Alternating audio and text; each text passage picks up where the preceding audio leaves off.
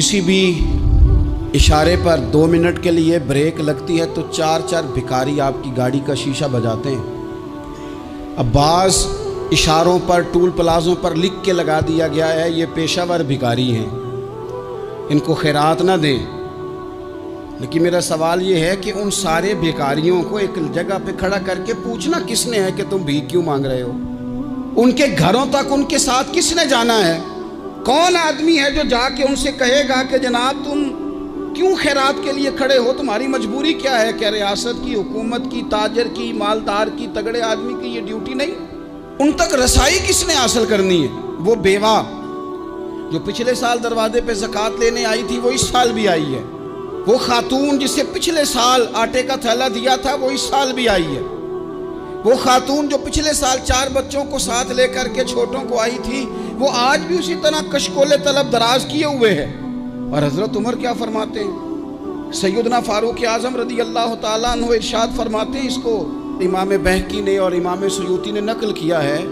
हज़रत उमर फरमाया करते थे कि अगर मैं ज़िंदा रहा तो इराक वालों मैं तुम्हारी बेवाओं के लिए ज़रूरत का इतना सामान कर जाऊंगा कि बीबी जब तक ज़िंदा रहेगी किसी की मोहताज नहीं होगी।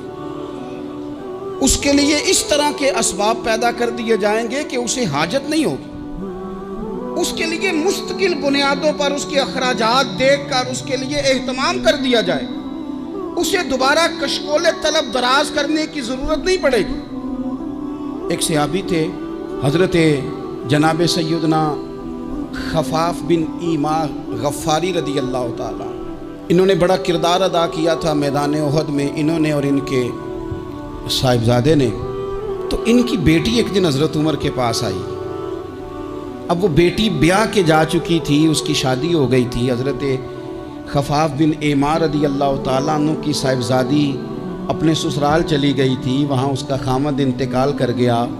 वो खातून वापस आ गई, वो हज़रत उमर से मिली, बेवा औरत। उस बेवा खातून ने आके, यहाँ तो मेरे भाई वो फौजी बेचारे जिनकी बीवियाँ, जिनको एक तकरीब में तो खूब एवार्ड देने के लिए बुलाया जाता है। मैंने यतीमी का वक्त गुजारा है, मुझे पता है कि 2-4 महीने लोग आके कहते हैं कोई हुक्म होया तो 10 आ जाए। फिर जब 1 साल गुजर जाता है तो फिर लोग कहते हैं 4 भरा ने काम क्यों नहीं करते। तो ऐसे तो नहीं ना कि अब्बा ऐसे ही चला गया था, बड़ा कुछ दे के गया है, किधर है फलानी चीज़। लोगों का नज़रिया थोड़े अरसे के बाद और हो जाता है।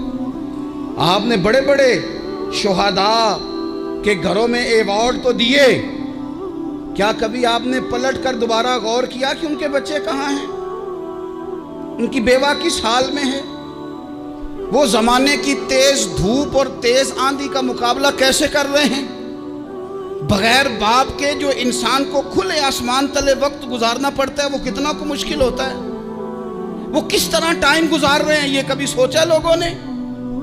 यहाँ तो निरंगी सियासत दौरान तो देखिए मंजिल उन्हें मिली है जो शरीके सफ़र न थे, जो निकले ही नहीं थे वो मंजिल तक पहुँच गए, और जिन्होंने जवानियाँ गुजार दी वो रास्ते में रह गए।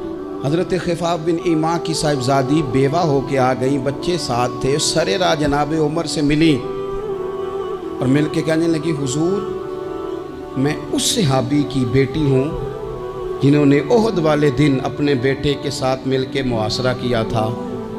बच्चे मेरे यतीम हो गए हैं, मैं बेवा हूँ।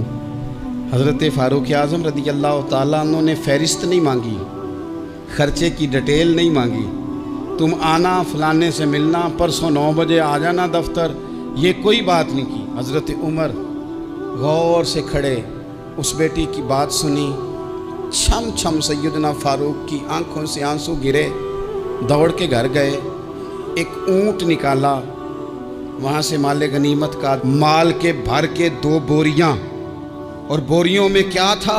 चांदी भी थी, नकदी पैसे भी थे, कुछ ज़रूरत का सामान भी था, गल्ला भी था। 2 बोरियां भर के ऊंट पे रख के खुद लगाम उस बेटी के हाथ में थमा के का पुत्र सामान भी तेरा है, ऊंट भी तेरा है।